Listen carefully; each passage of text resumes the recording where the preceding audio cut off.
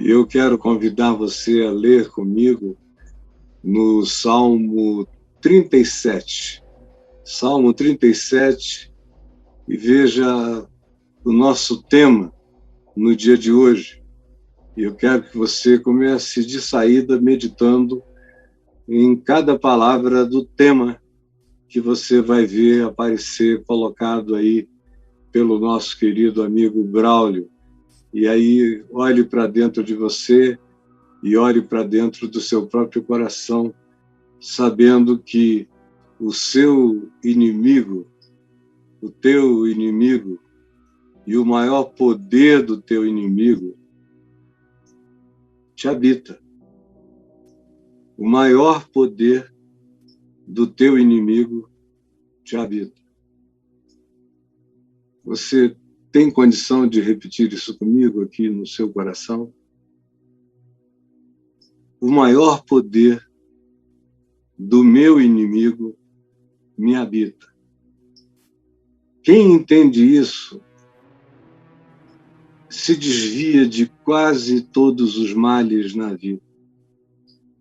Quem não entende isso acaba se entregando a todas as esparrelas, aos enganos de interpretação, aos desvios da motivação, à perversão dos sentimentos e dos ideais.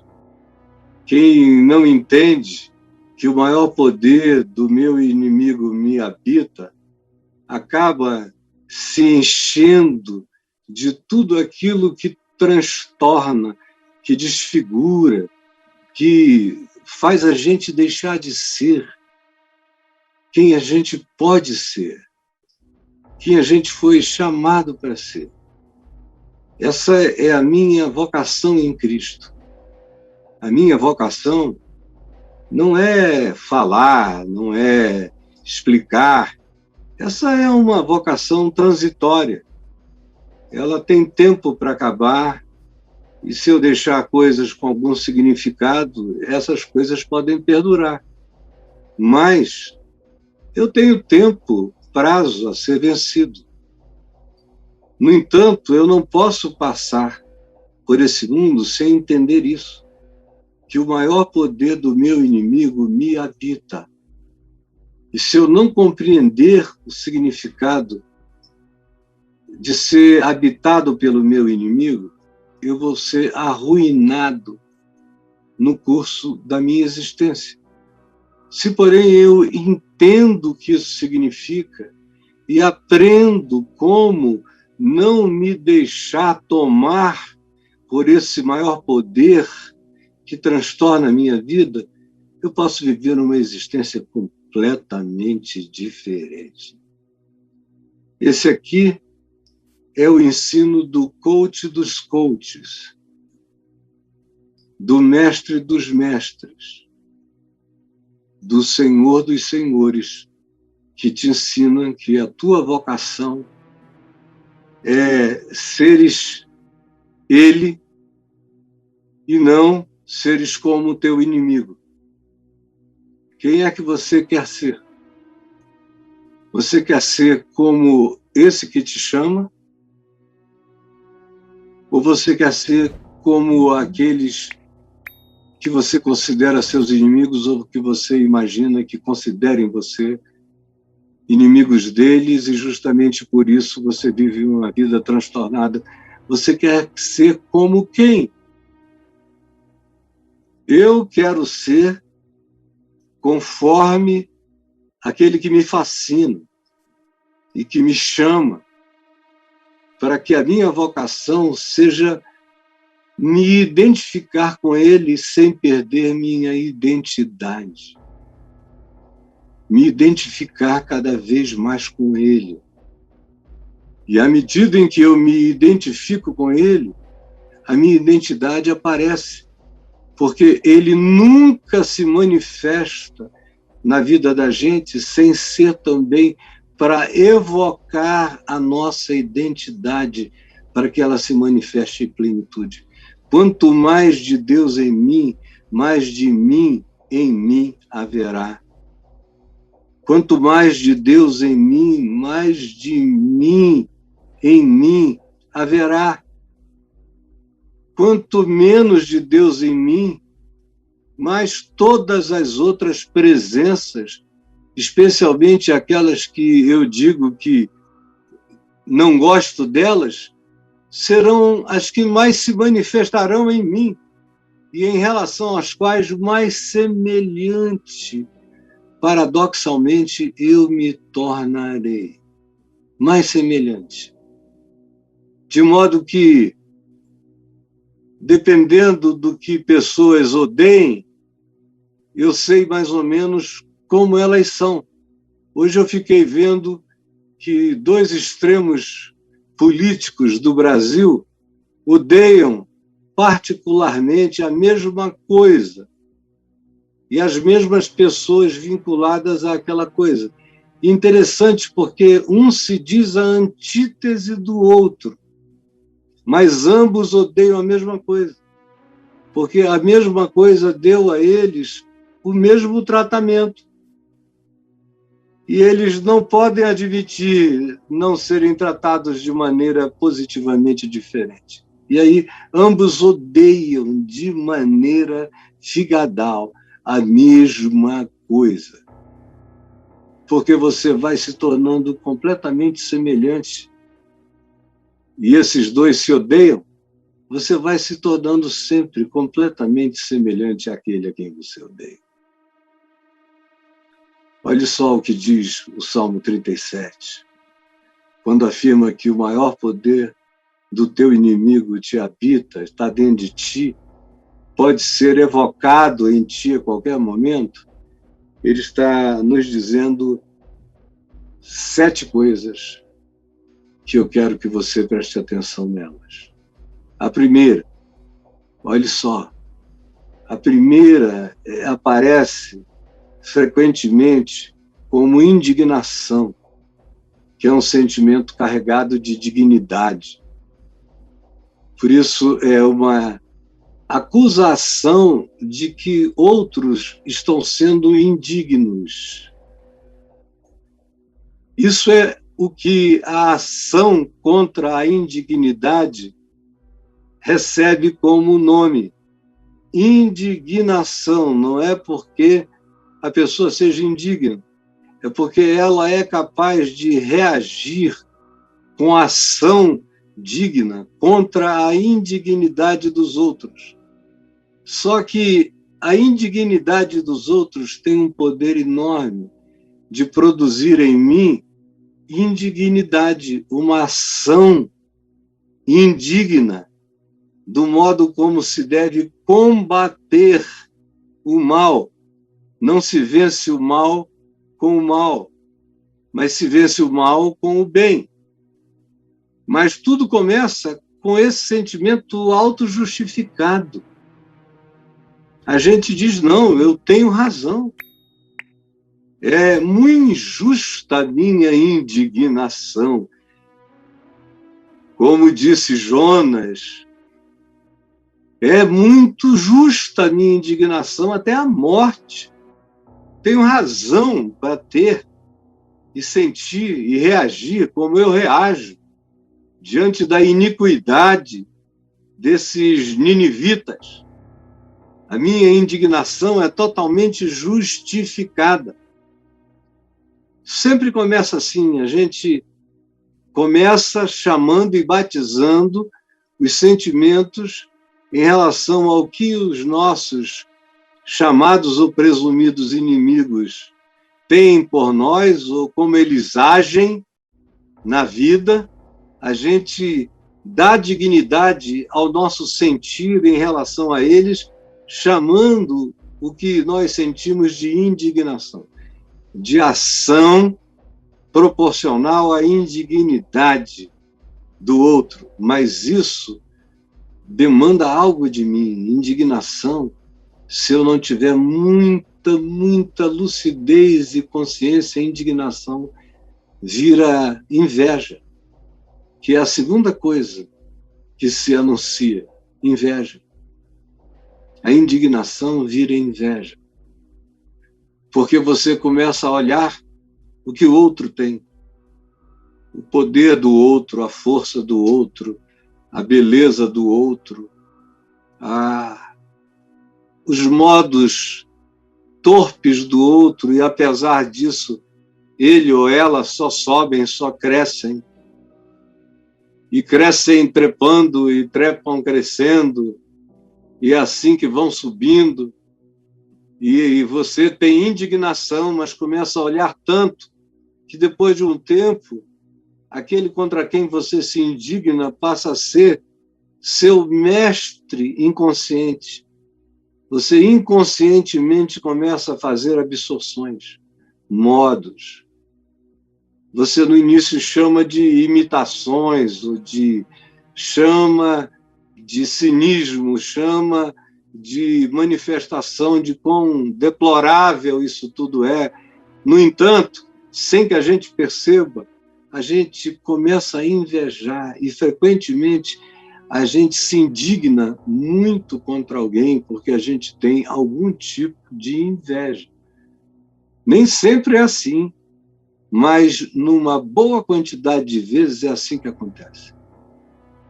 A pessoa que você antipatiza e se indigna, frequentemente você inveja alguma coisa, nem que seja o poder e a força que a pessoa tem.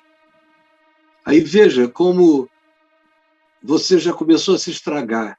Aí vem uma terceira coisa que aparece dentro da gente, que é um estado de irritação.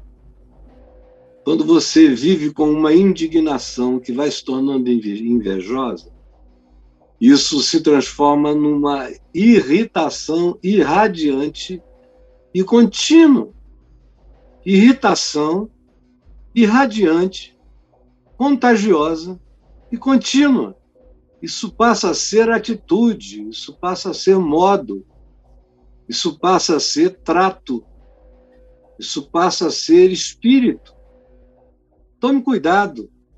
Se você está lidando com aqueles que provocam em você muita indignação, tome cuidado para que isso não leve você a invejar o poder que eles têm ou as manobras que eles praticam, de modo que eles estão onde estão e chegam onde chegam, enquanto você não. E aí isso gera esse estado de irritação contínua, crônica, que vai te mudando, que muda até o rosto. Quando você fica cronicamente irritado, irritada, você se enfeia. O teu corpo muda, tua face, os teus olhos, todas as tuas expressões. Outras sinapses neurais são feitas. Outros ciclos de pensamento se estabelecem. Outros métodos de aplicação do pensamento à vida são desenvolvidos por você quando há essa crescência da indignação para a indignação invejosa que se transforma nessa irritação amargurada, contínua, ininterrupta, que nos remete para uma quarta coisa que eu quero que você observe. É para um estado de impaciência. Não te impacientes, é o que o texto diz. Não te impacientes. Quando a gente entra no estado de impaciência, a gente começa a entrar no estado de descontrole. Porque é isso que eu e você precisamos saber, que a impaciência já é descontrole. Já é. O impaciente já está em estado de descontrole. Não dá para ser diferente. Para ser um paciente profundamente, um impaciente profundamente controlado, não dá. O cara pode disfarçar a impaciência um tempo, 2 tempos e metade de um tempo. No entanto, chega a hora em que ele explode. E a gente vê isso toda hora, pessoas que não são resolvidas, que são complexadas e que vão ficando indignadas e desenvolvem uma inveja do que o outro tem, e daí partem para uma atitude de profunda irritação com o outro e que entra num estado de impaciência, entrou num estado de descontrole, vai manifestar. É como espírito mau. Vai manifestar. Chegou uma hora que não aguenta mais e se manifesta. Espírito mau sempre se manifesta. Até porque a boca fala do que está cheio o coração. Guarde isso. Espírito mau sempre se manifesta. Até porque a boca fala do que está cheio o coração. E aí você vai vendo, conhecendo espíritos, pela impaciência se vai declarando. E a impaciência não só faz declarar, mas solta as rédeas da gente em relação a nós mesmos. E a gente se abre e desabrocha num outro estágio, que é a quinta manifestação, que é a manifestação de ira e de furor. A ira é a manifestação que a impaciência acaba provocando. A acumulação da impaciência que evolui gradativamente desse estado, da indignação invejosa, do estado de irritabilidade crônica, que mergulha a gente na impaciência, no descontrole dela, esse descontrole crescerá para a ira, e a ira desabrochará em furor, em raiva, em muita raiva. Muita, muita raiva. A gente está assistindo todos os dias, de uma semana e pouco para cá, esse episódio do menino Henry, o Henry, e que coisa horrorosa. Gera indignação. Mas eu tenho dito para a Adriana, gera também outras coisas. Gera até mesmo inveja, gera toda sorte de maluquice, gera selfie na delegacia, gera cabeleireiro no dia do sepultamento, gera unhas novas, gera matrícula num curso de gastronomia no dia seguinte, num curso de inglês, em interesses os mais diversos, sem uma lágrima em nenhum momento, em nenhum lugar. Agora, de onde isso vem? Isso veio evoluindo no padrasto, que primeiro disse que ele tinha direito de ficar indignado, ele depois pode ter sentido até inveja da relação do menino com seu pai biológico, ele pode ter partido para um estado de irritabilidade absoluta que foi crescendo, até ir se consumando numa impaciência beliscante que depois explode em ira e termina num furor homicida. É crescente. Isso se aplica a tudo na vida. E não precisa chegar a esse extremo, que é um extremo absolutamente indescritível. Não. Eu estou tentando dizer alguma coisa que seja útil para a sua vida. Hoje, para as decisões que você tem que tomar.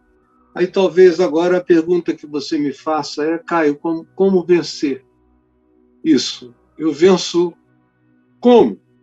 O que é que eu tenho que ter dentro de mim para vencer? Como é que eu venço?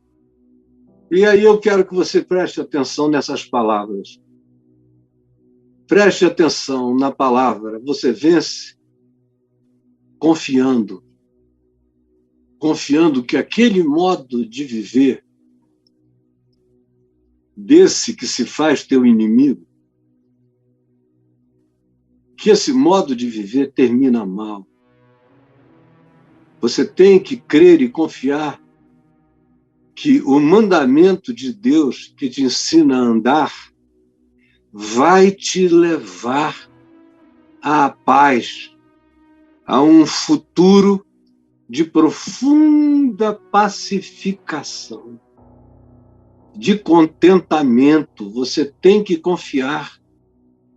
Confiar que em Deus está a sua segurança, que Ele, e colocando a fé nele, andando conforme o caminho dele, o ensino dele, a boa nova dele, o evangelho dele, você tem proteção contra esses espíritos maus e você aprende a discerni-los e se desviar deles e se desviar da dissimulação deles, chegando de maneira aparentemente lerda, porém penetrante, sutil, na sua alma, crescente, autojustificada.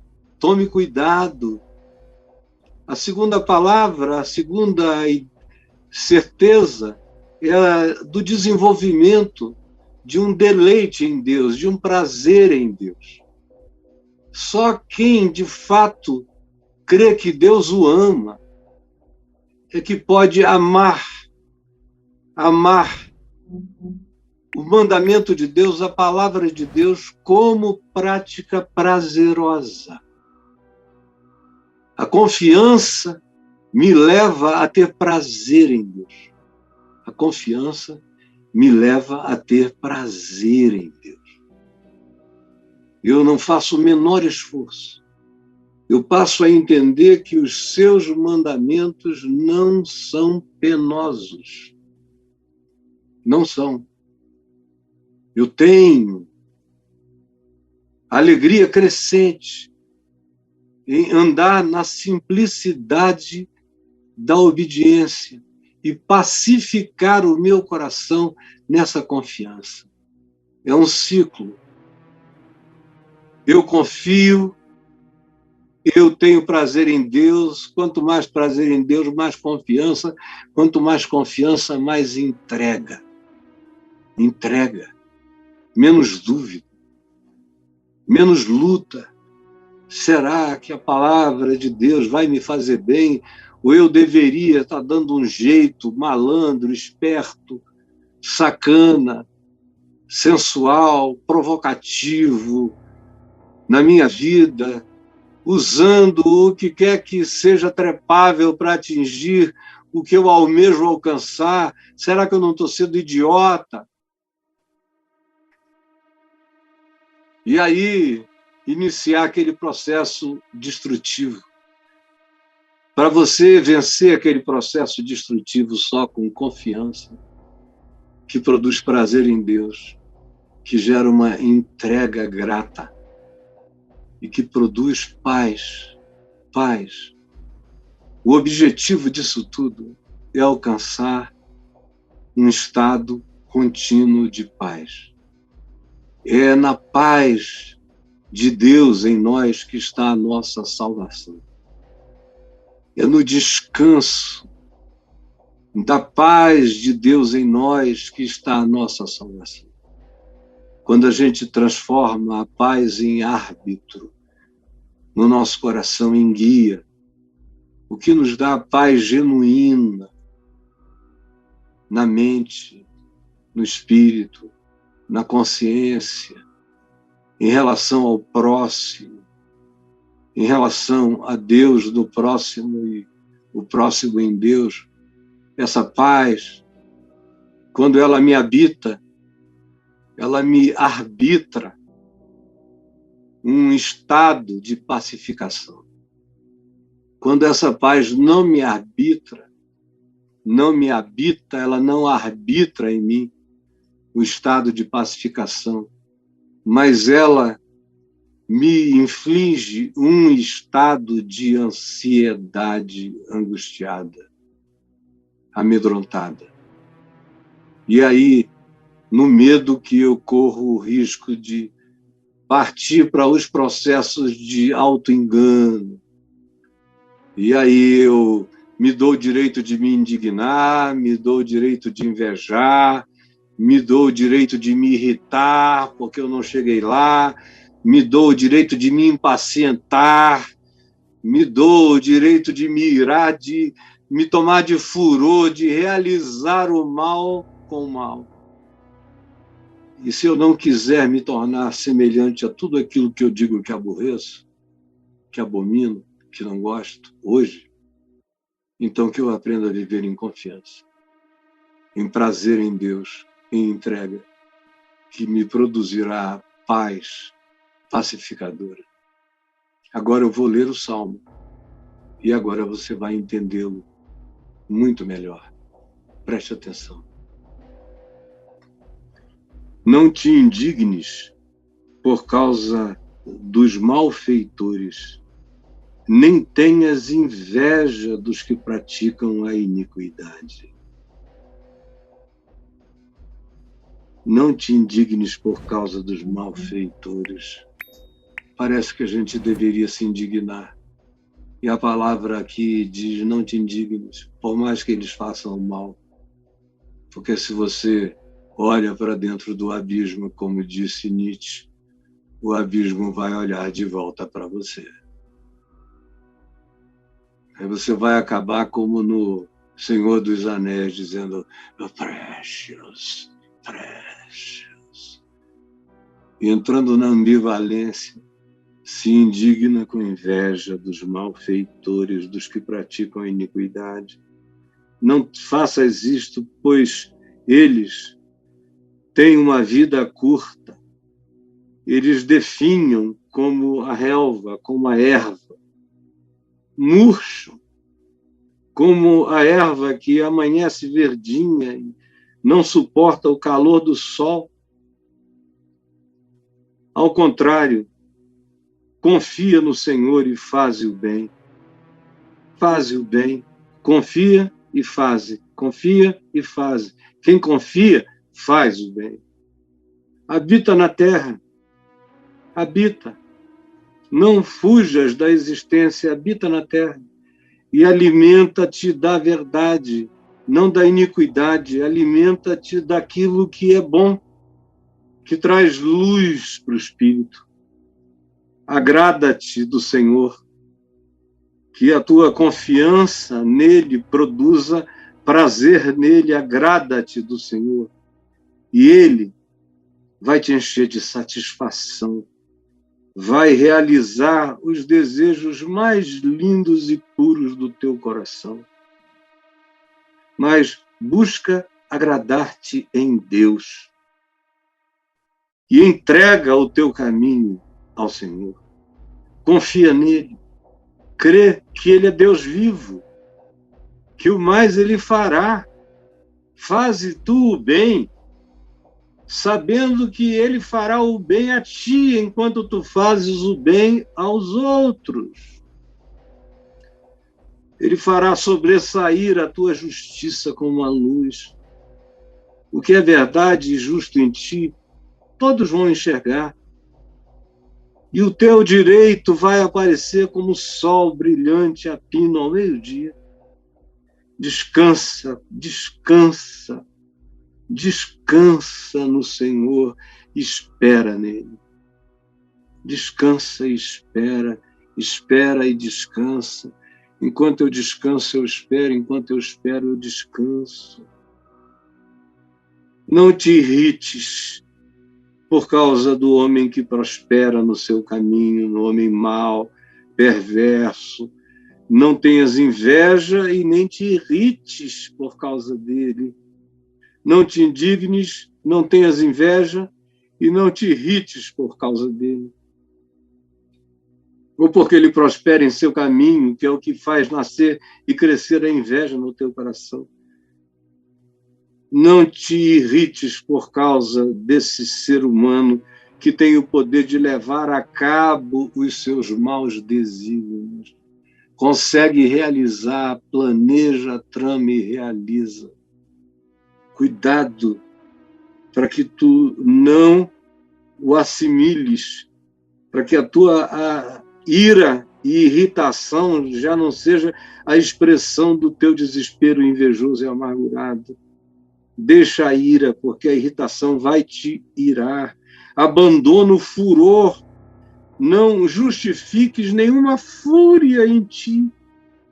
Não te impacientes. Isso gerará descontrole absoluto. Isso fará com que as coisas acabem mal para ti. E tira de ti a visão de que o viver como ele vive ou eles vivem fará mal a eles. Mas agora, agindo como tu estás agindo, isso acabará mal em ti também. Não faças isto. Certamente isto acabará mal, porque os malfeitores serão exterminados. Mas os que esperam no Senhor possuirão a terra. Mais um pouco de tempo e já não existirá o ímpio diante dos teus olhos. Quantos ímpios já passaram diante dos meus olhos, para lá e para cá? Tem uns que são mais longevos, mas a maioria eu só vejo passar para lá e para cá. Tu o procurarás no lugar onde costumavas vê-lo e encontrá-lo, e já não o acharás.